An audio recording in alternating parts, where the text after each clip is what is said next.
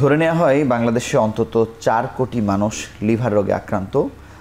লিভারের রোগের অনেক ধরন আছে, এক একটি রোগে এক এক সংখ্যা। তবে এই রোগীদের জীবনেও রমজান এসেছে, তারা রোজা কিভাবে রাখতে পারবেন কি পারবেন না, এই নানান বিষয়ে আমরা আজকে কথা বলবো। আরোগ্য নিকেতনের আজকের বিষয় আমরা দিয়েছি রোজাই লিভারের রোগীর নির্দেশনা।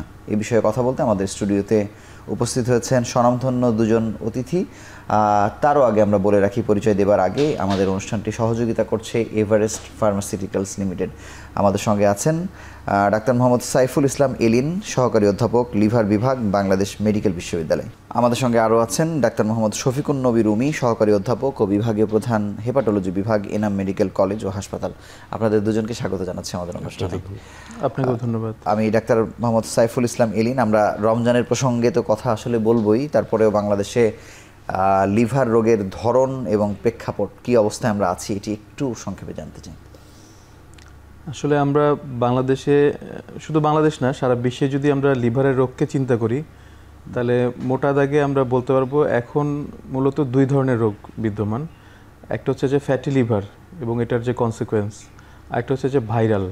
বিভিন্ন ধরনের ভাইরাস আছে যারা লিভারকে আক্রমণ করে, লিভারকে ক্ষতিগ্রস্ত করে, সেখান থেকে স্বল্পমেয়াদী এবং দীর্ঘমেয়াদী রোগ তৈরি করছে। তো এর মধ্যে সবচেয়ে বেশি এখন যেটা মানে দিন দিন বেড়ে চলেছে সেটা হচ্ছে যে ফ্যাটি লিভার সংক্রান্ত যে রোগটা, ফ্যাটি লিভার বা নন অ্যালকোহলিক ফ্যাটি লিভার। যদিও পরবর্তীতে কিছু নাম পরিবর্তন হয়েছে, যেমন এখন আমরা যেটাকে বলি metabolic associated fatty liver disease. তো আমাদের বাংলাদেশের প্রেক্ষাপট যদি চিন্তা করি তাহলে ফ্যাটি লিভারে আক্রান্ত প্রায় 33.3%, অর্থাৎ প্রতি 3 জনে কিন্তু একজন লিভারের রোগে আক্রান্ত। সেক্ষেত্রে আমাদের ডাটা মতে প্রায় 4 কোটি থেকে 5 কোটির মতো শুধুমাত্র ফ্যাটি লিভার রোগে আক্রান্ত। আর এর বাইরে যদি আমরা হেপাটাইটিস বি এর কথা বলি, হেপাটাইটিস বি এ আমাদের যে পরিসংখ্যান রয়েছে তাতে দেখা যাচ্ছে যে প্রায় 6 to 7% হেপাটাইটিস বি ভাইরাসে আক্রান্ত। আর সি ভাইরাস হচ্ছে আপনার 0.5 to 1% সি ভাইরাস। সি ভাইরাসের পরিমাণ একটু কম, কিন্তু বি ভাইরাসের পরিমাণটাও আশঙ্কাজনকভাবে এখন পর্যন্ত বেশি। এবং যদিও আমাদের টার্গেট রয়েছে 2030 সালের মধ্যে হেপাটাইটিস বি ভাইরাসকে নির্মূল করা, আমরা সেই লক্ষ্যে এগিয়ে চলেছি। তো যদি খুব গ্রসলি বলি তাহলে আমরা এই দুটো রোগকে আমরা বলতে পারি যে একটা হচ্ছে ফ্যাটি লিভার আর একটা হচ্ছে যে ভাইরাসজনিত লিভারের রোগ। আপনাকে অসংখ্য ধন্যবাদ। ডাক্তার মোহাম্মদ শফিকুন নবী, আপনার কাছে জানতে চাই যে এই যতগুলো ধরন আছে fatty liver, hepatitis B, C, যাই বলি না কেন, রোজা কাদের জন্য সবথেকে ঝুঁকিপূর্ণ, সেই গ্রুপ আসলে কারা? ধন্যবাদ। আপনাকে প্রথমে ধন্যবাদ জানিয়ে শুরু করছি। আমাদের ক্ষেত্রে লিভারের রোগটাকে আমরা যেটা বললেন, এলিন ভাই বললেন যে প্রথমে আমাদের এটিওলজিগুলো আর কি, যেটা কারণগুলো যে আমাদের লিভার রোগটা কীরকম, এইটাকে আমরা যেটা চিকিৎসার সাথে দুই ভাগে ভাগ করে থাকি। একটা হলো অ্যাকিউট লিভার ডিজিজ যেটা বলি, আর একটা chronic liver disease. Acute liver disease সাধারণত বলে থাকি আমরা যদি যেই রোগের ডিউরেশন বা 6 মাস বা তার কম থাকে সেই ক্ষেত্রে আমরা তাদের অ্যাকিউট লিভার ডিজিজ বলে থাকি। আর ক্রনিক লিভার ডিজিজ বলতে যেটা পারসিস্ট করে, এটা 6 মাস বা তার বেশি। এটা দুই রকম হতে পারে, একটা chronic liver disease, chronic hepatitis হতে পারে, সাথে সিরোসিস যেটা আমরা বলে থাকি, লিভার সিরোসিস, এটাও হতে থাকে। এই দুই ভাগে আমরা মেনলি চিকিৎসা মানে ভাগ করে থাকি। তো অ্যাকিউট লিভার ডিজিজের ক্ষেত্রে সবার ক্ষেত্রে রোজা রাখা এরকম না, যেটা নাকি খুব মারাত্মক আমরা যেটা বলি acute severe acute liver disease, যেগুলোর ক্ষেত্রে যে বিলিরুবিনের মাত্রা বা জন্ডিসের মাত্রা খুব বেশি থাকে, বা তাদের মৃত্যু ঝুঁকি আছে, অথবা তাদের পেটে পানি চলে আসছে, বা অনেক সময় অজ্ঞান হয়ে যায়, এই সকল রোগীর ক্ষেত্রে আমরা রোজা না রাখার এই মানে অ্যাকিউট কন্ডিশনটার সময় রোজা না রাখার জন্য পরামর্শ দিয়ে থাকি। আর ক্রনিক লিভার ডিজিজের ক্ষেত্রে যেটা বলা হয়েছে দুই রকম। একটা chronic liver disease, chronic hepatitis, যেটা ক্রনিক হেপাটাইটিসের মধ্যে আমাদের দেশে খুব কমন হলো chronic hepatitis B. Chronic hepatitis বির ক্ষেত্রে সাধারণত যদি অন্য কোনো লিভার ফাংশন অল্টার্ড না থাকে, সেক্ষেত্রে পেশেন্ট লিভার ফাংশনে কোনো তারতম্য না, তার সে রোজা রাখতে পারবেন। আর যেটা আরেকটা আমরা মোটা থেকে বল সিরোসিস, লিভার সিরোসিস, যেটা সিরোসিসের ক্ষেত্রে আমরা যেটা বলে থাকি, যদি আমরা এটাকেও আবার সিভিয়ার মানে ভাগ করে থাকি যে কম্পেনসেটেড সিরোসিস আর ডিকম্পেনসেটেড সিরোসিস। ডিকম্পেনসেটেড বলতে যখন নাকি পেশেন্টের পেটে পানি চলে আসে, যে পেশেন্ট কখনো অজ্ঞান হয়ে যায়, বা তার মানে মেন্টাল স্ট্যাটাস যদি চেঞ্জ হয়ে যায়, অথবা কখনো রক্তবমি বা কালো পায়খানা হয়ে থাকে যাদের, বা জন্ডিস হয়ে থাকে, এই সকল রোগীদের ক্ষেত্রে আমরা বলে থাকি ডিকম্পেনসেটেড সিরোসিস। এই ক্ষেত্রে পরামর্শ হলো যে যারা ডিকম্পেনসেটেড সিরোসিস, এদের ক্ষেত্রে রোজা না রাখাটাই ভালো। এই ক্ষেত্রে আমার পরামর্শ। আর কম্পেনসেটেড সিরোসিসের ক্ষেত্রে যদি অন্য কোনো তার লিভার ফাংশনগুলো নর্মাল থাকে বা অন্য কোনো মানে তার ঝুঁকি না থাকে, যেমন সাথে যদি সিভিয়ার, সাধারণত আমরা জানি যে সিরোসিসের ক্ষেত্রে হাইপোগ্লাইসেমিয়া হওয়ার চান্স খুব বেশি থাকে পেশেন্টের। এই কারণে যে যদি কোনো আবার এর সাথে যদি যোগ হয় ডায়াবেটিস বা অন্য কোনো মানে কোমরবিডিটি যোগ হয়, সেই ক্ষেত্রে আমরা তখন বলে থাকি যে না রাখাটাই উত্তম। আদারওয়াইজ কম্পেনসেটেড সিরোসিস পেশেন্ট রোজা রাখতে পারে। ধন্যবাদ। ডাক্তার এলিন, আপনার কাছে জানবো যে ফ্যাটি লিভারের সংখ্যা যেহেতু সব থেকে বেশি বাংলাদেশে, আমরা 5 কোটি বলে থাকি হরহামেশা, জানি না সঠিক সংখ্যা কত। রোজা কি ফ্যাটি লিভারের কে মানে নিয়ন্ত্রণে আনতে কোনো সহযোগিতা করে কিনা? অবশ্যই। আপনি যদি ফ্যাটি লিভারের ব্যাকগ্রাউন্ড চিন্তা করেন, ফ্যাটি লিভার হচ্ছে কি কারণে, ফ্যাটি লিভারের সাথে বেশ কিন্তু আরও কিছু রোগ ওতপ্রোতভাবে জড়িত। তার মধ্যে একটা হচ্ছে যে আপনার ওবেসিটি, 2 নম্বর হচ্ছে ইনসুলিন রেজিস্ট্যান্স, ডায়াবেটিস, হাইপারটেনশন। এইগুলি প্রত্যেকটাই কিন্তু ফ্যাটি লিভারের সাথে একটার সাথে আরেকটা সম্পূরক, বা যাদের থাকে ফ্যাটি লিভার তাদের সাথে তাদের অন্যান্য মেটাবলিক সিনড্রোম বলি আমরা, যেমন ওবেসিটি, ডিসলিপিডিমিয়া, যাদের রক্তে চর্বির পরিমাণ বেশি, ডায়াবেটিস, এগুলি সবই একটার সাথে একটা জড়িত। সুতরাং যারা ফ্যাটি লিভারে আক্রান্ত তাদের জন্য তো রোজা রাখাটারও বেনিফিশিয়াল। এবং রোজার মধ্যে যে আমরা যে খাবারের চার্টগুলি তাদের জন্য দেই বা রোজার যে ডিউরেশনটা, এটা একজন ফ্যাটি লিভারের জন্য মোস্টলি বেনিফিশিয়াল। এবং দেখা যাচ্ছে যে রোজা কেউ যদি 1 মাস পরিপূর্ণভাবে রাখে, তাহলে তার ফ্যাটি লিভারের যে লিভারের এনজাইমগুলি যে বৃদ্ধি থাকে সেগুলি কিন্তু অলমোস্ট নর্মালে চলে আসার সম্ভাবনাই সবচেয়ে বেশি। সুতরাং যারা ফ্যাটি লিভারে আক্রান্ত তাদের জন্য আমাদের পরামর্শ হচ্ছে অবশ্যই আপনারা রোজা রাখবেন, এবং এটা আপনাদের ফ্যাটি লিভারকে ইমপ্রুভ করবে।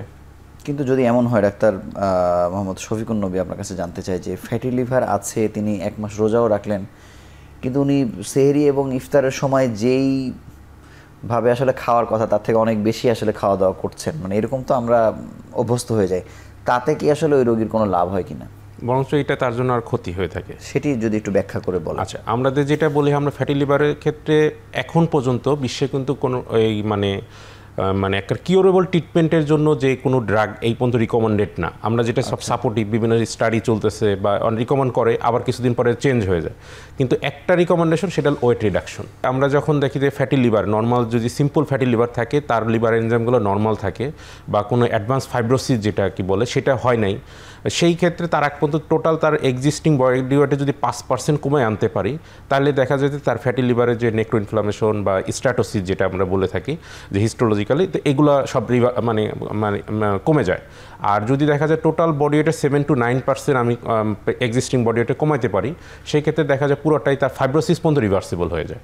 তার এই ক্ষেত্রে আমাদের ওয়েট রিডাকশন করতে যেটা আমাদের সবার প্রথমে হলো যে রিফাইন্ড কার্বোহাইড্রেটটা আমাদের অ্যাভয়েড করা আর কি। রিফাইন্ড কার্বোহাইড্রেট যেটা আর আমাদের কার্বোহাইড্রেট পোষণটা, আমরা বলতেছি না যে পেশেন্ট এই রমজান মাসে কম খাবে, তার পরিমিত এবং আমাদের পোষণটা চেঞ্জ করে দেয়। আমাদের দেখা যায় আমরা পরামর্শ দিয়ে থাকি যে প্রতিদিন আপনি 30 মিনিট হাঁটবেন। এখন রোজার মধ্যে তো এমনিই তার এক্সারসাইজ হয়, সেগুলো যে ইফতারির পরে হালকা কিছু এক্সারসাইজ করলো, ফ্রি হ্যান্ড এক্সারসাইজ। আর এছাড়া যে কার্বোহাইড্রেটের পোষণ, আমাদের যেটা সবচেয়ে বড় যেটা হলো সারাদিন রোজা থাকার পরে প্রথমেই হলো মিষ্টি জাতীয় জিনিস দিয়ে আমরা ইফতারি করে থাকি, যেমন হলো যে চিনির শরবত বা যেটা সবচেয়ে ক্ষতিকর, এই জিনিসটা অ্যাভয়েড করা উচিত আমাদের মনে হয়। যে তার সে কিছু হেলদি ফ্রুটস খেতে পারে, যে আমাদের টক ফল খাওয়ার ক্ষেত্রে চিনিটা পরে, চিনি জাতীয় খাবার পরে খেলে সমস্যা নেই, পরে প্রথমে শুরু করার ক্ষেত্রে আমরা একটু সাদা পানি বা একটা খেজুর দিয়ে শুরু করতে পারি, সমস্যা নেই। মানে আমি যদি আরেকটু ভেতরে যদি জানার চেষ্টা করি, মানে একেবারে প্রথমে খাওয়া না খাওয়ার সাথে সম্পর্কটা আসলে কি? হঠাৎ করে যখন নাকি আমি যে চিনি বা একটা গুড়ের যদি শরবতটা খাই, এটা তখন ইনসুলিনের মাত্রা হঠাৎ করে একটা স্পাইক তৈরি হয়, যেটা পেশেন্টকে আরও তার ইনসুলিনের মাত্রা বাড়ায় দেয় এবং শরীরের জন্য যেটা ক্ষতিকর। এর পরবর্তীতে দেখা যায় যে পেশেন্ট হঠাৎ করে ইফতারি করার পরে তার একটা ঘুম ঘুম ভাব আসে বা এটা দুর্বলতা আরও বেশি কাজ করে। কিন্তু যদি সে দেখা যায় যে চিনির মাত্রা ইফতারির সময় কম খায়, বা যেটা তার জন্য মানে পুষ্টিকর খাবারগুলো, টক জাতীয় ফল খেলো বা ছোলা খেলো, যেটা অতিরিক্ত মশলা বা তৈলাক্ত খাবার না। যেমন খেজুর তো মিষ্টিও, কিন্তু খেজুর এটা মানে সারাদিনে এটা সুগারের পরিমাণ খুবই কম এবং কি সেটা খুব ব্যালেন্স আর কি। ধন্যবাদ। আমি ডাক্তার এলিন আপনার কাছে জানবো যে আমরা যেমন এরকম প্রোগ্রামও করেছে যে রোজা কত দিক থেকে রোগীদেরকে আসলে বেনিফিট দিয়ে থাকে, সেক্ষেত্রে আমরা যদি ফ্যাটি লিভারের কথা বাদ দিই, শুধু লিভারের কথা চিন্তা করি, মানে রোজা লিভার রোগীদেরকে সব ধরনের রোগীকে কোনো ধরনের উপশম আসলে দেয় কিনা, এরকম কোনো বিজ্ঞানসম্মত ব্যাখ্যা আসলে আছে কিনা? সারা বছর আমরা একটা নির্দিষ্ট ডায়েটের মধ্যে থাকতেছি, তো এর মধ্যে কিন্তু আমাদের লিভারের ভিতরে আমাদের ফ্যাট আস্তে আস্তে জমা হচ্ছে, যে অতিরিক্ত কার্বোহাইড্রেট আমরা খাচ্ছি সেই কার্বোহাইড্রেট জমা হচ্ছে, যেই প্রোটিন আমরা খাচ্ছি, যে ফ্যাট খাচ্ছি, সেগুলি কিছু কিছু অংশ দেখা যাচ্ছে যে লিভারের ভিতরে জমা হচ্ছে। তো এই লিভারের কাজ কিন্তু হচ্ছে আমাদের one of the most important কাজ হচ্ছে ডিটক্সিফিকেশন। তো এর মধ্যে যখন আমরা এই যে রোজার মাসটা আসে, তখন আমাদের এই যে আমাদের লাইফস্টাইলটা চেঞ্জ হচ্ছে, আমরা একটা লম্বা সময় এমটি স্টোমাকে থাকতেছি, ফাস্টিং থাকতেছি, এই সময়টা লিভারের জন্য জরুরি। যেই ফ্যাটগুলি ভিতরে জমা হচ্ছে সেগুলি কিন্তু রিলিজ হওয়ার জন্য এই ফাস্টিংয়ের টাইমটা কার্যকর। সুতরাং দেখা যাচ্ছে যে ওভারঅল যদি আমরা চিন্তা করি, যাদের লিভার মানে আমি বলবো যে অতিরিক্ত ফ্যাট জমে ঠিকমতো কাজ করতে পারছে না, তারাও যদি রোজা রাখে তাহলে লিভারটা আবার স্বাভাবিক, আবার আগের স্টেজে চলে আসার সম্ভাবনা বেশি। ধন্যবাদ। কিন্তু আমি আরও জানতে চাই যে কোনো সময়, বছরের যে কোনো সময় কেউ যদি জানতে চায় যে আমার লিভারে ফ্যাট জমেছে কি জমে নাই, মানে সেটি আসলে কত সহজে বের করা সম্ভব? এটা সবচেয়ে সহজ উপায় হচ্ছে একটা সিম্পল আলট্রাসোনোগ্রাম করা। আচ্ছা, একটা সিম্পল আলট্রাসোনোগ্রামই আপনাকে বলে দিতে পারে যে আপনার লিভারের ভিতরে ফ্যাট জমছে কি জমেনি। আচ্ছা, ধন্যবাদ।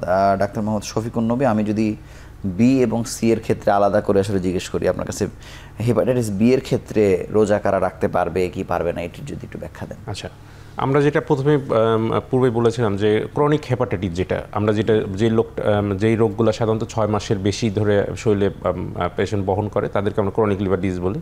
এর মধ্যে একটা হলো ক্রনিক হেপাটাইটিস, মানে আমাদের দেশে সবচেয়ে বেশি যেটা পাওয়া যায় ক্রনিক হেপাটাইটিস বি আর কি।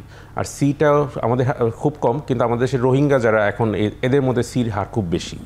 তাই বির ক্ষেত্রে আমাদের যেটা হলো, যদি তার লিভার ফাংশন অল্টার্ড না থাকে, যে সাধারণত যদি তার সব কিছু নর্মাল থাকে আর কোনো না থাকে, সে নিয়মিত আর রেগুলার মনিটরিংয়ের মধ্যে থাকে বা তাহলে একজন লিভার বিশেষজ্ঞের পরামর্শ থাকে, সে রোজা রাখতে পারে। এই ক্ষেত্রে তার কোনো নিষেধাজ্ঞা বা তার ক্ষতি হওয়ার সম্ভাবনা নাই।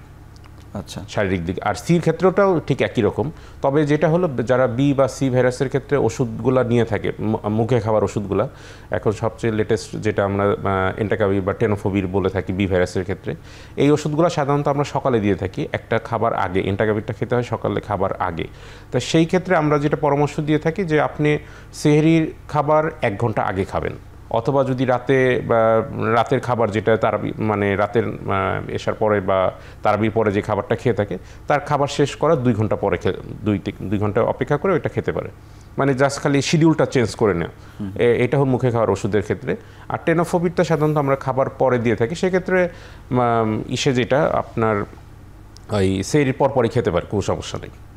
আর সি ভাইরাসের ওষুধটা ওইটার খাবার সাথে কোনো সম্পর্ক নাই। যেসব আমরা সাধারণত খাবারের সাথে যেসব ওষুধের সম্পর্ক থাকে তাদের ক্ষেত্রে পরামর্শ শিডিউল চেঞ্জ করার একটা প্রয়োজনীয়তা দেখা দেয়, তাছাড়া প্রয়োজনীয়তা নেই। আপনাকে অসংখ্য ধন্যবাদ। আমরা ছোট্ট একটু বিরতি নিয়ে আবার আলোচনায় ফিরছি।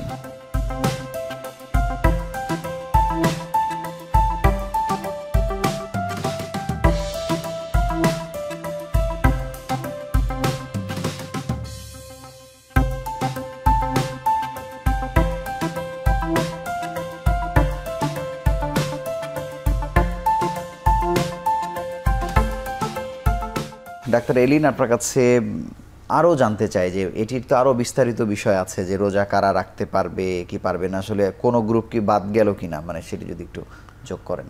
আচ্ছা, খুব সহজ করে আমি একটু বলি, সেটা হচ্ছে যে যারা বি ভাইরাস অথবা সি ভাইরাসে আক্রান্ত, তারা যদি কোনো লিভার বিশেষজ্ঞের তত্ত্বাবধানে থাকে, তাহলে ওই বিশেষজ্ঞ কিন্তু তাকে সুনির্দিষ্টভাবে বলে দিবে যে আপনি কোন স্টেজে আছেন, অথবা সেই রোগীরও কিন্তু জানার একটা অধিকার রয়েছে যে সে লিভার বিশেষজ্ঞের কাছে জানতে চাইতে পারে যে আমি আসলে কোন স্টেজে রয়েছি। এখন স্টেজ বলতে আমি সহজ করে বোঝাচ্ছি, সেটা হচ্ছে যে সে কি শুধুমাত্র ভাইরাসে আক্রান্ত, নাকি তার লিভারে কোনো গঠনগত পরিবর্তন অলরেডি চলে এসেছে। গঠনগত পরিবর্তন বলতে আমি বোঝাচ্ছি সেটা কি অলরেডি সিরোসিসের দিকে গিয়েছে কিনা। হ্যাঁ, তো যেটাকে আমরা বলতেছি যে ক্রনিক হেপাটাইটিস বি বা ক্রনিক হেপাটাইটিস সি, এক্ষেত্রে কিন্তু লিভার ফাংশন মোটামুটি স্বাভাবিক থাকে, কিন্তু ক্রনিক বলতেছি যেহেতু ভাইরাসটা তার মধ্যে প্রায় 6 মাসের বেশি সময় ধরে তার মধ্যে ভাইরাসটা রয়েছে। এই ক্রনিক হেপাটাইটিস বি এবং ক্রনিক হেপাটাইটিস সি এদেরকে রোজা রাখার ক্ষেত্রে কোনো ধরনের কোনো নিষেধাজ্ঞা নেই। এরা 8-10 জন স্বাভাবিক মানুষের মতো স্বাভাবিক রোজা রাখতে পারবে কোনো সমস্যা ছাড়া। এরপরে আসি যেই গ্রুপটা, সেটা হচ্ছে সিরোসিস, যাদের লিভার ফাংশনটা অল্টার্ড বা যাদের লিভারের ভিতরে গঠনগত কিছু পরিবর্তন অলরেডি হয়েছে। তো এই সিরোসিসের মধ্যেও যদি আমরা ভাগ করি, তাহলে একটা দেখা যাবে যে যাদের সিরোসিস থেকে পরবর্তী কোনো জটিলতা এখন পর্যন্ত আসে নাই, আর আরেকটা গ্রুপ যাদের সিরোসিস পরবর্তী জটিলতা অলরেডি তৈরি হয়েছে। জটিলতাগুলি কীরকম? জটিলতার মধ্যে একটা রয়েছে যাদের অলরেডি পেটের মধ্যে পানি চলে এসেছে, যাদের গলার ভিতরে রক্তনালীগুলি ফুলে রয়েছে, যেটাকে আমরা বলি যে ভ্যারিক্স, আর যাদের হচ্ছে কখনো এরকম হিস্ট্রি রয়েছে যারা হঠাৎ করে অজ্ঞান হয়ে গিয়েছে বা স্বাভাবিক কথাবার্তা তাদের অল্টার্ড, মানুষকে চিনতে পারছে না, এই ধরনের জটিলতার কথা বলছি। তো একটা গ্রুপ হচ্ছে যাদের এই ধরনের কোনো জটিলতাই নেই, সেটা হচ্ছে যে আমরা বলি কম্পেনসেটেড সিরোসিস। তো এই কম্পেনসেটেড সিরোসিসদের ক্ষেত্রেও রোজা রাখার ক্ষেত্রে কোনো ধরনের কোনো নিষেধাজ্ঞা নেই বা তারা স্বাভাবিকভাবেই রোজা রাখতে পারবে। আর দ্বিতীয়ত হচ্ছে যারা হচ্ছে জটিলতা সহ, তো এর মধ্যে যাদের পেটে পানি রয়েছে, তারপর হচ্ছে যাদের রক্ত বমি হয়েছে বা কালো পায়খানা হয়েছে, বা যাদের এই যে বললাম যে অল্টার্ড মেন্টাল স্ট্যাটাস বা যাদের এরকম অজ্ঞান হয়ে যাওয়ার হিস্ট্রি আছে, তাদের ক্ষেত্রেও রোজা রাখাটা ঝুঁকিপূর্ণ। আমরা যে একদম সরাসরি না করে দিব যে আপনি রোজা রাখবেনই না, ব্যাপারটা আমরা সেভাবে বলি না। আপনারা তাদেরকে বলে দিই যে আপনাদের জন্য রোজা রাখাটা ঝুঁকিপূর্ণ, আপনি চাইলে রাখতে পারেন কিন্তু সেটা ঝুঁকি সহই। আপনি যদি কোনো লিভার বিশেষজ্ঞের খুব ক্লোজ মনিটরিংয়ে থাকেন, সেক্ষেত্রে আপনার রোজা রাখতে পারবেন। আর আরেকটা স্টেজ হচ্ছে একদম টার্মিনাল স্টেজ, হ্যাঁ, টার্মিনাল যাদের একদম রিসেন্টলি যাদের রক্ত বমি হয়েছে, রিসেন্টলি যাদের অ্যাসাইটিস বাড়ছে, হ্যাঁ, একদম রিসেন্ট যাদের হচ্ছে এরকম অজ্ঞান হওয়ার হিস্ট্রি আছে, তাদের জন্য আমরা পুরোপুরি নিষেধ করে দিতে পারি যে না, আপনাদের জন্য রোজাটা বেশি ঝুঁকিপূর্ণ, আপনাদের রোজা রাখার প্রয়োজন নেই। কিন্তু এই যে যাদেরকে আপনারা বিজ্ঞানসম্মতভাবে পার্থক্য করছেন কে রাখতে পারবে কি রাখতে পারবে না, যারা আসলে রাখতে পারবে না তারা কি এমনি এমনি বুঝে যায় নাকি রাখতে পারবে না তারপরে আসলে রোজা রাখার চেষ্টা করে? তারা রোজা রাখার চেষ্টা করে, কিন্তু কেউ যদি রোজার আগেই আমাদের সাথে কথা বলে, তখন আমরা তাদেরকে এই জিনিসগুলি বুঝিয়ে দিই যে আপনি লিভারের রোগের এই পর্যায়ে রয়েছেন, আপনার জন্য রোজা রাখাটা কতটুকু ঝুঁকিপূর্ণ। এরপর বাকি সিদ্ধান্ত তার। একজন মুসলিম হিসেবে সে তো চাইতেই পারে সে যে আমি রোজা রাখবো। আবার অনেকে মনে করে যে রোগের উপশমের ক্ষেত্রেও তো একটা মেন্টাল হিলিং এর ব্যাপার আছে, যে রোজা এই কারণে অনেকে হয়তো রাখতে চাই যে সে উপযোগী না হলেও। ডাক্তার শফিকুন নবী, আপনার কাছে জানবো যে এই যে রোজার আগে চিকিৎসকদের সঙ্গে কথা বলা, এই প্রবণতাটা কি বাংলাদেশে আছে, বাড়ছে, কি অবস্থায় আছে? আগে মানুষ যে কোনো একজন বলে যে আমি ডাক্তার যাবো, আমার লিভারের পেটের সমস্যা মনে করতো, সব গ্যাসের সমস্যা বা লিভার। এখন কিন্তু পেশেন্ট এইটা তারা মানে আইডেন্টিফাই করতে পারে যে কে লিভার বিশেষজ্ঞ বা কে লিভার বিশেষজ্ঞ না, আমার কি সমস্যা, লিভারের সমস্যা, আমার যে বি ভাইরাস হয়েছে বা সি ভাইরাস বা আমার ফ্যাটি লিভার, আমি লিভার বিশেষজ্ঞ পরামর্শ, এটা বিষয়ে অনেক সচেতন।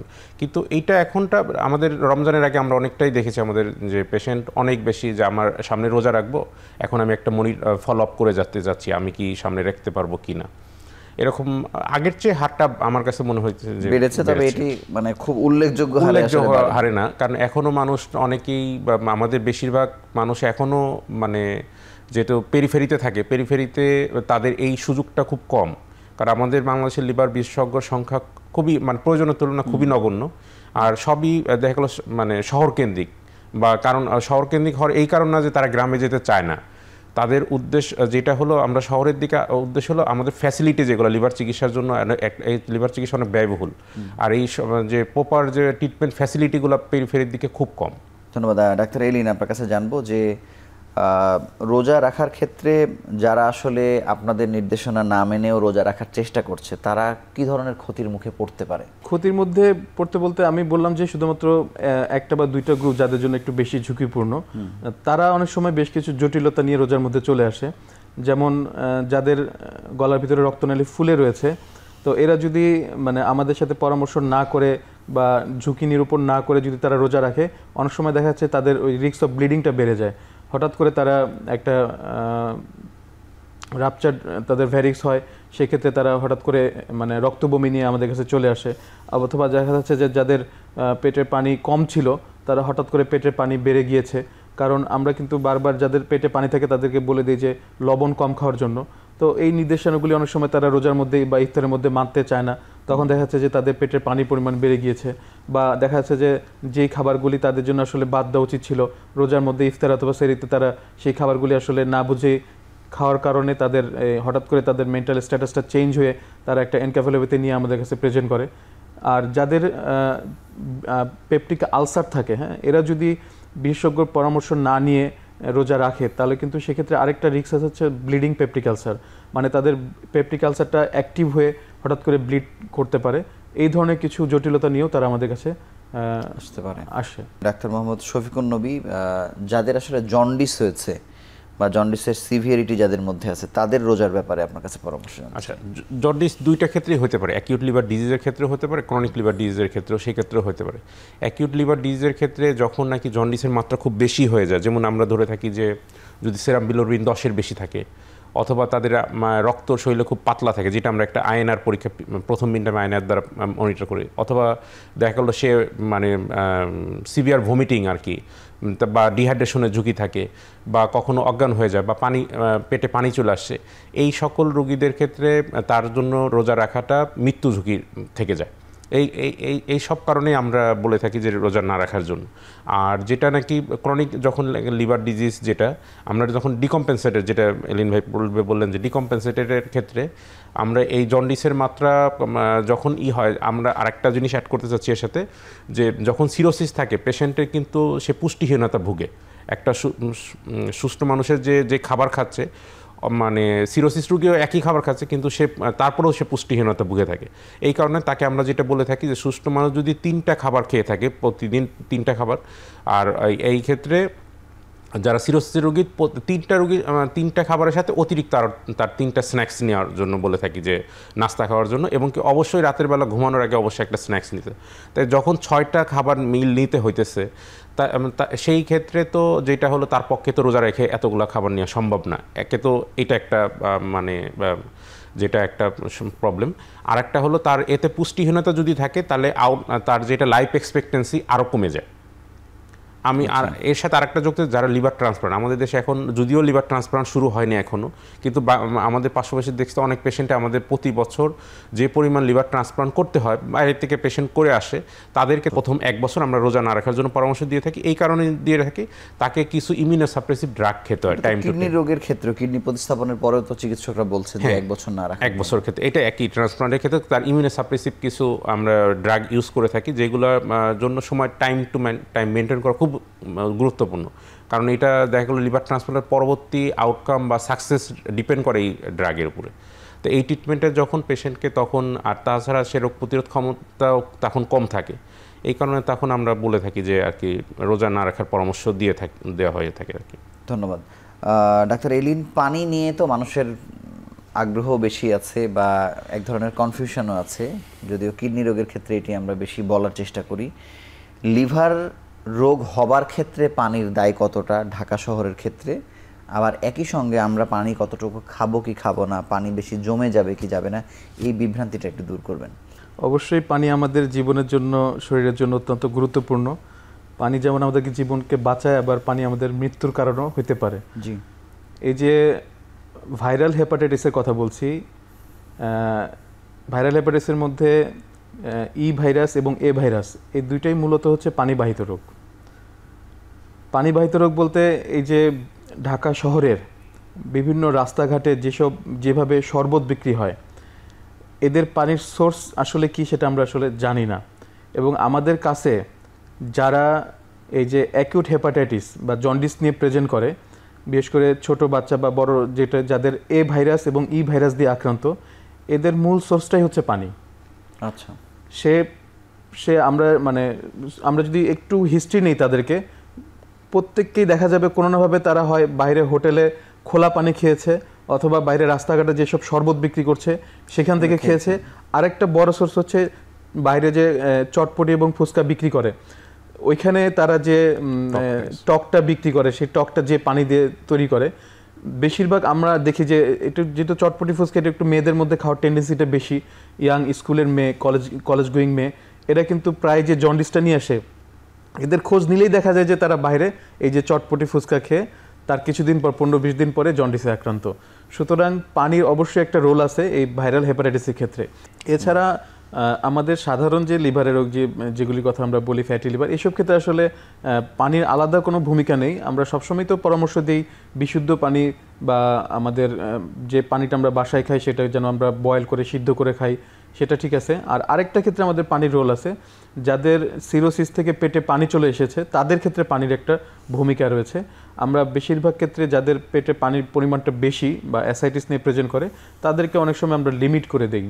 সেটাও আরও আসলে অনেক বিভিন্ন ফ্যাক্টরের উপর নির্ভর করে। কখনো কখনো কাউকে বলা হয় যে আপনি সারাদিনে 1.5 লিটারের বেশি পানি খাবেন না। তার রক্তে যদি সোডিয়ামের মাত্রা, লবণের মাত্রা যদি কমে যায়, তাদের ক্ষেত্রে অনেক সময় পানিটা আরও রেস্ট্রিকশন করে দিই আমরা, যে সারাদিনে 1 লিটারের বেশি পানি খাবেন না। কিন্তু সেটা হচ্ছে তার পানির নিয়ন্ত্রণের জন্য, এর বাইরে অন্য কোনো ভূমিকা নাই। কিন্তু আমাদের লিভারের মূল যে ক্ষেত্রে আমাদের সতর্কতা, সেটা হচ্ছে যে বাইরের খোলা পানি বা বাইরের রাস্তাঘাটের যে শরবত, এগুলি থেকে আমাদেরকে দূরে থাকতে হবে। ডাক্তার মোহাম্মদ শফিকুন নবী, এই যারা আক্রান্ত হয়ে আপনাদের কাছে আসেন এই পানি সংক্রান্ত বিষয়ে, তারা কতদিন পর্যন্ত সাফার করেন, বা এটি কি আসলে বড় কোনো রোগের দিকে যায় কিনা, নাকি স্বল্পমেয়াদী? ধন্যবাদ প্রশ্ন করুন। সাধারণত এলিমে প্রথম বললেন যে হেপাটাইটিস এ আর ইটা, এই দুইটা ভাইরাসটা সাধারণত পানিবাহিত বা খাবারের মাধ্যমে ছড়িয়ে থাকে। এটা সাধারণত হয় আর্লি এজে, ইয়ং বাচ্চাদের বা আর বয়স্কদের যেটা, সেটা ই ভাইরাস থাকে। তো এই ক্ষেত্রে আমাদের যে পরামর্শ, এদের কিন্তু কোনো স্পেসিফিক কোনো ট্রিটমেন্টের দরকার পড়ে না, যে কোনো ড্রাগ ট্রিটমেন্টের দরকার পড়ে না। শুধু আমরা বলে থাকি যে আপনি কমপ্লিট বেড রেস্টে থাকবেন, আপনি সেফ পানি যেটা আর কি সেফ ড্রিঙ্কিং ওয়াটার, বা আপনি ফুটানো পানি অথবা যদি ফিল্টার ভালো থাকে সে ফিল্টারে পানি পান করবেন, আর আপনি স্বাভাবিক খাবার দাবার খাবেন। সাধারণত অ্যাকিউট যে হেপাটাইটিস এ বা ইটা, এটা আপনি 6 থেকে 8 সপ্তাহের মধ্যে ভালো হয়ে যায়। কোনো ক্ষেত্রে দেখা যায় যে এটা 6 মাস বা 9 মাস পর্যন্ত থাকতে পারে। তবে যদি ই ভাইরাসের ক্ষেত্রে দেখা যায় যে ই ভাইরাসের ক্ষেত্রে যারা প্রেগনেন্টের ক্ষেত্রে এদের খুব মৃত্যু ঝুঁকি আছে। দেখা গেলো 30% স্টাডিতে দেখা গেছে 30% ক্ষেত্রে পেশেন্টে যারা ই ভাইরাস আক্রান্ত, তাদের ক্ষেত্রে মায়েদের মৃত্যু ঝুঁকি থেকে যায়। এই ক্ষেত্রে আমরা তখন বলে থাকি, যখন ই ভাইরাসে একটা প্রেগনেন্ট মহিলা আক্রান্ত হয়ে থাকেন, তখন তাদেরকে পরামর্শ দেয় হসপিটালে ভর্তি হওয়ার জন্য, যে হসপিটাল থেকে তার রেগুলার মনিটরিংয়ের মধ্যে আন্ডারে থাকার জন্য। আর তখন অবশ্যই তাকে সেফ ড্রিঙ্কিং ওয়াটার, যেটা বিশুদ্ধ পানি খাওয়ার জন্য। আপনাকে অসংখ্য ধন্যবাদ। আমরা আরও একটি ছোট্ট বিরতি নিয়ে আবার আলোচনায় ফিরছি।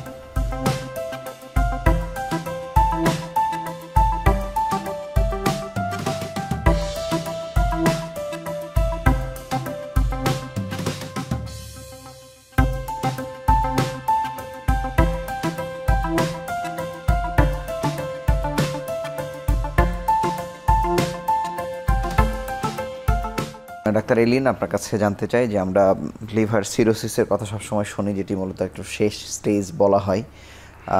ক্যান্সারের ক্ষেত্রেও কি রোগীরা যারা লিভার ক্যান্সারে আক্রান্ত রোজা রাখতে পারে কিনা?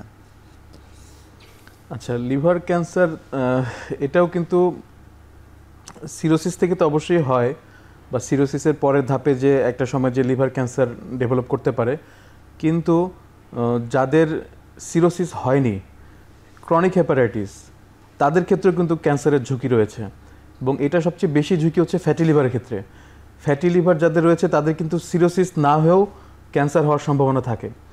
এবং একই সাথে বি ভাইরাস, সি ভাইরাসের ক্ষেত্রেও একই কথা, যে ক্রনিক হেপাটাইটিস কিন্তু সাথে লিভার ক্যান্সার, এটা নিয়েও আমাদের কাছে প্রেজেন্ট করে। এখন যেহেতু আমরা রোজা নিয়ে কথা বলছি, সুতরাং যাদের ক্যান্সার একদম আর্লি স্টেজে রয়েছে, হ্যাঁ, এবং যাদের এই ধরনের যে জটিলতার কথাগুলি বললাম, যে সিরোসিসের যে জটিলতা, এগুলি নেই, তাদের ক্ষেত্রে কিন্তু রোজা রাখার নিষেধ নাই, বা তারা ঝুঁকিপূর্ণ ঠিক আছে, কিন্তু তারা রোজা রাখতে পারবে। কিন্তু ক্যান্সার যাদের অ্যাডভান্স স্টেজে এবং একদম টার্মিনাল স্টেজে সাধারণত কখন যাবে? যখন সিরোসিসের সাথে বিভিন্ন ধরনের জটিলতা, তার সাথে ক্যান্সার, এটা হচ্ছে একদম টার্মিনাল স্টেজ যদি বলি, তাদের ক্ষেত্রে তো অবশ্যই আমরা রোজা রাখাটা নিষেধ করে দিব, যে আপনার যে খুবই ঝুঁকিপূর্ণ, আপনার রোজা রাখার দরকার নেই। আর একদম মাঝামাঝি যেটা, এটা ইন্টারমিডিয়েট স্টেজ, এদের জন্য ঝুঁকিপূর্ণ, কিন্তু এরা রোজা রাখতে পারবে বিশেষজ্ঞের তত্ত্বাবধানে থেকে, রেগুলার মনিটরিংয়ের মাধ্যমে। ডাক্তার শফিকুন নবী, আপনার কাছে জানবো যে অন্যান্য ক্যান্সার আসলে যতটা গুরুত্ব পায় বাংলাদেশে, যেহেতু আপনারাই ক্যান্সারের ট্রিটমেন্ট দেন লিভার ক্যান্সারের ক্ষেত্রে, সেটি চিকিৎসাগত দিক থেকে কতটা গুরুত্ব পায়, যেহেতু আরও অনেকগুলো বিষয় তো আপনাদেরকে আসলে দেখতে হচ্ছে? লিভার ক্যান্সার যেটা হলো সারা বিশ্বের মধ্যে গবেষণায় দেখা গিয়েছে, পঞ্চম কারণ যেটা হলো লিভার ক্যান্সারের মানে সংখ্যার দিক দিয়ে পঞ্চমতম, কিন্তু প্রতি বছর যে হারে মানে মানুষ ক্যান্সারে মারা যায় তার মধ্যে সেটা 2 নম্বরে। আচ্ছা লিভার ক্যান্সারে প্রতি বছর যত রোগী মারা যায় সেটার থেকে সংখ্যার দিক দিয়ে মৃত্যুর দিক দিয়ে 2 নম্বরে। আচ্ছা তাহলে এটা অবশ্যই গুরুত্বপূর্ণ যে লিভার ক্যান্সারের রোগী আমাদের দেশে যেহেতু যে হারে বি ভাইরাস বা সি ভাইরাস বা ফ্যাটি লিভার বাড়ছে, সেই খাতে এর সাথে তাল মিলিয়ে আমাদের ক্যান্সারের মানে হারও বেড়ে যাচ্ছে। আমাদেরকে আগে যেভাবে ডিল করতে, এখন ক্যান্সারের যদিও আমাদের ক্যান্সারের চিকিৎসা অনেক বাংলাদেশে শুধুমাত্র লিভার ট্রান্সপ্লান্ট ব্যতীত অন্য সমস্ত ট্রিটমেন্ট অপশনই বাংলাদেশে সারা বিশ্বে যেগুলো অ্যাভেলেবল আমাদের দেশে অ্যাভেলেবল। আমরা যেগুলো আমরা রেগুলার এগুলো করে থাকি। বেশিরভাগই আমরা যেগুলো আমাদের ক্যান্সার চিকিৎসায় মুখে খাবার ওষুধ অথবা কিছু ইমিউনোথেরাপি আছে বা যেটাকে আমরা অনেকে কেমোথেরাপি নামে চিনে, কিন্তু এইগুলো আমরা অ্যাডভান্স স্টেজে হলে দিয়ে থাকি। তো এই ক্ষেত্রে আমাদের বলা যায় আমরা অ্যাডভান্স স্টেজে রাখবো, এলিমা যেটা বললেন যে অ্যাডভান্স স্টেজের আগ পর্যন্ত রোজা রাখার না রাখার কোনো মানে সমস্যা সাধারণত দেখা যায় না, যে এই ক্ষেত্রে রোজা রাখলে তার মৃত্যু ঝুঁকি বা অন্য কোনো ক্ষতি হতে পারে, এরকম কোনো সম্ভাবনা থাকে না সাধারণত। আর যেটা ওষুধ খেতে হয় 1 বার থেকে 2 বার মুখে খেতে হয়, এটা কোনো সমস্যা না। আর যেটা আইভি ইনজেকশন যেটা আমরা ইমিউনোথেরাপি নিতে, এটা 6টা সাইকেল নিতে হয়, সে তো এটা রোজা রেখেও নিতে পারে, এটা কোনো সমস্যা নেই। ধন্যবাদ ডাক্তার এলিন। আমি যদি রোজার প্রসঙ্গ বাদ দেই, তাহলে লিভার ক্যান্সার রোগীরা মানে খারাপ হয়ে যাওয়ার ক্ষেত্রে বা মৃত্যু ঘটে যাওয়ার ক্ষেত্রে মানে কতদিন পর্যন্ত সময় অতিবাহিত হয়? মানে অন্যান্য লাং ক্যান্সারের ধরন একরকম, ব্রেস্ট ক্যান্সারের ধরন একরকম, লিভার ক্যান্সারের ধরনটা জানতে চাচ্ছি। বা এক্ষেত্রে চিকিৎসা তো আপনারাই দিয়ে থাকেন, কখন অন্য ডিসিপ্লিনে রেফার করেন? এটা আসলে নির্ভর করবে যে লিভার ক্যান্সারে সে কোন স্টেজে রয়েছে। যেমন আমরা যদি একদম আর্লি স্টেজে একটা লিভার ক্যান্সারকে ডিটেক্ট করতে পারি, সেক্ষেত্রে কিন্তু তার জন্য কিউরেবল অনেক ট্রিটমেন্ট রয়েছে। কিউরেবল ট্রিটমেন্টের মধ্যে তার রিসেকশন অপশন আছে, মানে আমরা ক্যান্সারের অংশটুকু কেটে ফেলে দিলাম। তারপর একদম কিউরেবল অপশন রয়েছে যেমন লিভার ট্রান্সপ্লান্ট। একদম আর্লি স্টেজে কয়েকটা ক্ষেত্রে যদি আমরা লিভার ট্রান্সপ্লান্ট করে ফেলতে পারি, তাহলে সে কিন্তু ফুললি কিওর। সুতরাং সে এবং একজন স্বাভাবিক মানুষের মধ্যে কোনো পার্থক্য নেই। আরও কিছু কিউরেবল অপশন রয়েছে, যেমন হচ্ছে আমরা আরএফএ, মাইক্রোওয়েভ অ্যাবলেশন, মানে যেই পদ্ধতিগুলির মাধ্যমে আমরা লিভারের ক্যান্সার সেলগুলিকে নষ্ট করে দিচ্ছি, সেক্ষেত্রে কিন্তু মানে তার মৃত্যু ঝুঁকি আর থাকছে না, সে কিন্তু ফুললি কিওর হয়ে যাচ্ছে। এখন আসতেছে যে অংশটা, সেটা হচ্ছে যাদেরকে ফুললি কিউরেবল না, এদের ক্ষেত্রেও যেমন হচ্ছে আমরা ওরাল থেরাপি দিচ্ছি, মুখে খাওয়ার ওষুধ দিচ্ছি, এবং যাদের হচ্ছে আমরা ইমিউনোথেরাপি দিচ্ছি বা যাদেরকে আমরা টেস্ট করতেছি, এটা ফুললি কিউরেবল না হলেও এটা লাইফ এক্সপেন্ডিচারকে প্রলং করে। আচ্ছা, সেক্ষেত্রে দেখা যাচ্ছে যে যারা ওরাল ট্রিটমেন্ট পাচ্ছে, তারা কিন্তু এই ওরাল ড্রাগ নিয়ে 2 থেকে 3 বছর সাধারণত তাদের লাইফ এক্সপেক্টেন্সি আমরা আশা করি।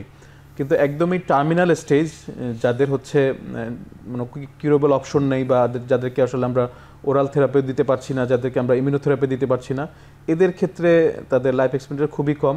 অনেক ক্ষেত্রে দেখা যাচ্ছে যে 3 সপ্তাহ থেকে 6 মাস এর মধ্যে তার সাধারণত একটা লিভার ক্যান্সারের পেশেন্টের মৃত্যু হয়ে যায়। ধন্যবাদ ডাক্তার শফিকুন নবী। শিশুদেরও তো আসলে লিভার রোগ হয়, কিন্তু কিশোর বয়সে যারা রোজা রাখার স্টেজে আছে তাদের ক্ষেত্রেও লিভার রোগগুলো কখনো সিভিয়ার হয়ে যায় কিনা, বা তাদের রোজা রাখার বিষয়ে কোনো পরামর্শ আছে কিনা? বাচ্চাদের ক্ষেত্রে সাধারণত আমাদের দেশে ইয়ং বাচ্চাদের যেটা আমরা অ্যাকিউট লিভার ডিজিজের মধ্যে হেপাটাইটিস এ ভাইরাসটা দ্বারা বেশি আক্রান্ত দেখা যায়। আর এছাড়া কিছু ক্রনিক লিভার ডিজিজের মধ্যে উইলসন ডিজিজ, যেটা জন্মগত একটা জেনেটিক ত্রুটির কারণে এই রোগটা হয়ে থাকে। এইটাও দেখা যায় যে বয়স্কদের মধ্যে যে সিরোসিস হয়ে গেলে যেই ফিচারগুলো দেখা যায়, তার এই উইলসন ডিজিজ যেটা আমরা বলে থাকি, সেটা আর্লি স্টেজেই এটাতে সিরোসিস হয়, লিভার এমনকি রক্তবমি, কালো পায়খানা, অনেক সময় পেটে পানি চলে আসে। এমনকি এইটা একটা উইলসন ডিজিজটা একটা রোগ যেটা হলো যে তার শরীরে যে আমাদের কপার যেটা, এইটার অ্যাবনর্মাল অ্যাকুমুলেশন হয়ে যায় স্বাভাবিকের তুলনায়। যখন তার জেনেটিক ত্রুটির কারণে এই শরীরে কপারের পরিমাণ খুব বেশি থাকে, যখন লিভারে অতিরিক্ত নর্মালের যে অতিরিক্ত পরিমাণ জমা থাকে বা ব্রেনের মধ্যে জমা থাকে, বিভিন্ন শরীরে বিভিন্ন অঙ্গের মধ্যে, বোনসের মধ্যে জমা থাকা প্রয়োজন অতিরিক্ত পরিমাণ জমা থাকার কারণেই এটার থেকে লিভার সিরোসিস হয়ে যায়। এটার থেকে যখন সিরোসিসের পেশেন্ট একইভাবে আমাদের নর্মাল যে অন্য রোগে যেসব সিরোসিস যেগুলো রক্তবমি, কালো পায়খানা বা অজ্ঞান হয়ে যাওয়া বা তার কিছু মানে যে অ্যাবনর্মাল বিহেভিয়ার, হঠাৎ করে স্কুলে তার দেখা যাচ্ছে তার পারফরমেন্সটা ড্রপ করতেছে বা তার রেগুলার যে ডেইলি লাইফের অ্যাক্টিভিটিগুলো এগুলো সে আর করতে পারতেছে না, বিভিন্ন মানে অ্যাবনর্মালিটি বা ডিসএবিলিটি দেখা দিচ্ছে। এটা উইলসন ডিজিজের ক্ষেত্রে সাধারণত বাচ্চাদের এটা বেশি হয়ে থাকে। আপনাকে ধন্যবাদ এবং আরও একটি ছোট্ট বিরতি, শেষ বিরতি নিয়ে আবার আলোচনায় ফিরছি।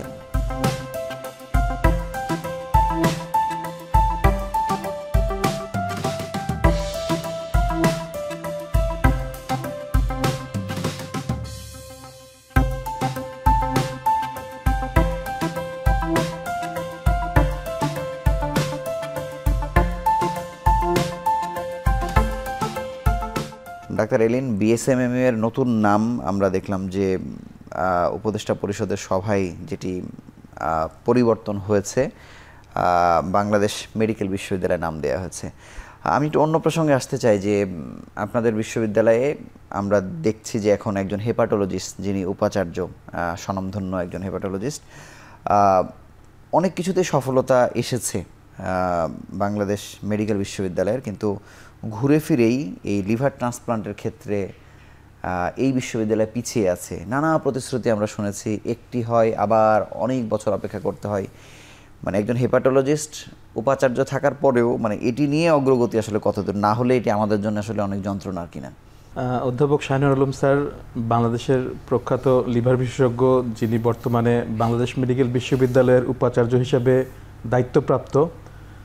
তো আমি আপনাদের সবার জানার জন্য বলছি যে স্যার দায়িত্ব নেওয়ার পর থেকে স্যারের প্রথম মানে ইন্টেনশনটা ছিল যে কিভাবে লিভার ট্রান্সপ্লান্ট বাংলাদেশে চালু করা যায়, এবং এটার জন্য বলা যায় স্যার একদম উঠে পড়ে লেগেছেন। কীরকম? স্যার এই দায়িত্ব নেওয়ার পর থেকে এই পর্যন্ত প্রায় আমরা 20 থেকে 30টা কোঅর্ডিনেশন মিটিং করেছি লিভার ট্রান্সপ্লান্ট চালু করার জন্য। আচ্ছা, স্যার আমাদের লিভার বিভাগ, সার্জারি বিভাগ, হেপাটোবিলিয়ারি সার্জারি বিভাগ, অ্যানেস্থেশিয়া বিভাগ এবং এটার সাথে সংশ্লিষ্ট যেসব বিভাগ রয়েছে প্রত্যেককে সাথে নিয়ে আমরা প্রায় প্রতি বৃহস্পতিবার একটা করে মিটিং করেছি এবং তার অগ্রগতিও রয়েছে। আমাদের খুব শীঘ্রই একটা লিভার ট্রান্সপ্লান্ট টিম আমাদের ঘোষণা করা হবে এবং সেই টিমের কাজ হচ্ছে পরবর্তী 2 থেকে 3 মাসের মধ্যে আমরা বাংলাদেশে লিভার ট্রান্সপ্লান্টটা চালু করতে চাই। এখন যেহেতু আপনি হয়তোবা জানেন যে ইতিপূর্বেও বাংলাদেশে 3 থেকে 4টি লিভার ট্রান্সপ্লান্ট ইতিমধ্যে সম্পন্ন হয়েছে এবং আমাদের এই বাংলাদেশ মেডিকেল বিশ্ববিদ্যালয়েও পূর্বে লিভার ট্রান্সপ্লান্ট হয়েছে এবং সেই লিভার ট্রান্সপ্লান্টের রোগীরাও ভালো আছে। আমাদের এক্সপার্ট সার্জন রয়েছে আমাদের হাতে, হয়তোবা কিছু টেকনিক্যাল গ্যাপ রয়েছে। সেক্ষেত্রে আমরা বাইরের বিভিন্ন দেশের সাথে যোগাযোগ করছি যাদের আরও এক্সপার্ট টিম রয়েছে। অলরেডি আমরা আমাদের পার্শ্ববর্তী দেশ এবং আবার আরও কয়েকটি দেশের এক্সপার্ট টিমের সাথে যোগাযোগ করেছি। তারা আমাদেরকে সর্বোচ্চভাবে মানে সব দিক থেকেই আমাদেরকে এই লিভার ট্রান্সপ্লান্ট ব্যাপারে সহযোগিতা করবে এবং আমাদের লিভার ট্রান্সপ্লান্টের একটা প্রজেক্টও অলরেডি চালু রয়েছে। গভর্নমেন্ট থেকেও আমাদেরকে এই লিভার ট্রান্সপ্লান্টের ব্যাপারে সর্বোচ্চ রকম আশ্বাস রয়েছে যে আমাদের সব রকমের সহযোগিতা আমরা সরকার থেকে পাবো। তো সব মিলে আমরা আশাবাদী এবং প্রচণ্ড আশাবাদী, হয়তোবা আগামী 2 থেকে 3 মাসের মধ্যে আমরা লিভার ট্রান্সপ্লান্ট বাংলাদেশে শুধু না মানে আমাদের বাংলাদেশ মেডিকেল বিশ্ববিদ্যালয়ে আমরা চালু করতে পারবো। ধন্যবাদ ডাক্তার শফিকুন নবী। আমি জানতে চাই যে লিভার প্রতিস্থাপনের আপনি যেটি বলছিলেন যে অসংখ্য রোগী দেশের বাইরে চলে যাচ্ছে, মানে এরকম কি কোনো পরিসংখ্যান আছে যে আনুমানিক কত রোগী আসলে প্রতি বছর চলে যাচ্ছে, বা তারা যদি বাংলাদেশে প্রতিস্থাপন করতে পারতেন তাহলে প্রত্যেকটা ব্যক্তির ক্ষেত্রে কত টাকা আসলে বেঁচে যেত? ধন্যবাদ আপনাকে। আমি প্রথমে বলে থাকি যে অন্য যে ট্রান্সপ্লান্ট আমাদের দেশ মানে হয়, যেটা কিডনি ট্রান্সপ্লান্ট বা এইগুলা, এটা হচ্ছে লিভার ট্রান্সপ্লান্ট আরও সহজ। এমন কিডনি ট্রান্সপ্লান্টের জন্য যে অনেক কিছু ম্যাচ করতে হয় ডোনার বা পেশেন্টের সাথে, কিন্তু লিভার ট্রান্সপ্লান্টে এত কিছু ম্যাচ করার দরকার নেই। শুধু ব্লাড গ্রুপ ম্যাচ করলেই এটা সে দিতে পারে একটা সুস্থ মানুষ। আর কিডনি ট্রান্সপ্লান্ট আর লিভার ট্রান্সপ্লান্টের মধ্যে পার্থক্য হলো যে কিডনি ট্রান্সপ্লান্ট যে দিচ্ছে তার কিন্তু একটা ডেফিসিট হয়ে যাচ্ছে, একটা কিডনি দিতে পারে, কিন্তু লিভার ট্রান্সপ্লান্টে কিন্তু ডেফিসিট নাই, একটা সুস্থ মানুষের থেকে একটা পোর্শন কেটে নেই, যাতে দেখা যায় যে পূরণ হয়ে যায় পরবর্তীতে সেই এটা 2 থেকে 3 মাসের মধ্যে যে লিভার ডোনার যে তার পূরণ হয়ে যায়। এমনকি যে নাকি আমরা যে পোর্শনটা এটা যখন নাকি আমরা যে রেসিপিয়েন্ট বলে থাকি বা যাকে অসুস্থ রোগীকে তার নষ্ট লিভারটা ফেলে এই সুস্থ মানুষের পোর্শনটা লাগাই দেওয়া হয়, এটা দেখা গেলো 3-4 মাসের মধ্যে এটা দিয়েই তার মানে পুরোপুরি যত বড় হয়ে যায় যেটা দিয়ে তার পরিপূর্ণ কাজ। কিন্তু এই সহজ জিনিসটি নিয়েই তো বাংলাদেশ সবথেকে বিড়ম্বনার ভিতরে আছে। এটা আমাদের কিছু যেটা পূর্বে আমার যতটুক জানা আর কি, যে পূর্বে কিছুটা ঘাটতি ছিল যে গভর্নমেন্ট সেক্টর ছাড়া প্রাইভেট সেক্টরে শুরু করতে পারবেন না, বা আমাদের কিন্তু মানে পর্যাপ্ত পরিমাণ ট্রান্সপ্লান্ট করার মতো সার্জন দেশে তৈরি আছে। ডাক্তার সাইফুল ইসলাম এলিন, আপনার কাছে শুধু একেবারে সংক্ষেপে জানতে চাই যে এই প্রতিস্থাপনের ক্ষেত্রে যারা সার্জন অতীতে যারা করেছেন বা টিম, এটার মধ্যে এক ধরনের বিক্ষিপ্ততা আছে আর কি। একেবারে শুরুতে যারা করেছেন একদম দোষারোপ করার ঘটনা আমরা আসলে দেখেছি আর কি। মানে এটি কি বর্তমান উপাচার্যকে দিয়ে এই সব মানে যারা অতীতে করেছেন এই অভিজ্ঞ মানুষদেরকেও কি আসলে এক টেবিলে নিয়ে আসা সম্ভব কিনা, সেই চেষ্টাও চলছে? হ্যাঁ, সেই চেষ্টাটাই চলছে। যে যেখানেই কাজ করুক, যেখানেই কাজ করুক, যার অভিজ্ঞতা রয়েছে, আমরা চেষ্টা করছি সবাইকে একত্র করে নিয়ে এসে একটা নতুন করে একটা টিম করার, এবং সেই টিমের কাজ হবে খুব শীঘ্রই লিভার ট্রান্সপ্লান্টকে সবাই থাকবে আর কি চালু করা। আপনাকে ধন্যবাদ এবং আপনাদের দুজনকে আমাদের সঙ্গে যুক্ত হওয়ার জন্য আন্তরিকভাবে অভিনন্দন জানাচ্ছি। আপনাকে অনেক ধন্যবাদ। লিভার রোগের যেহেতু নানা ধরন আছে, প্রত্যেকটি ধরনেই আসলে আলাদা দিক নির্দেশনা আছে, রোজা রাখার ব্যাপারে, সতর্কতার ব্যাপারে, পানি খাওয়ার ব্যাপারে।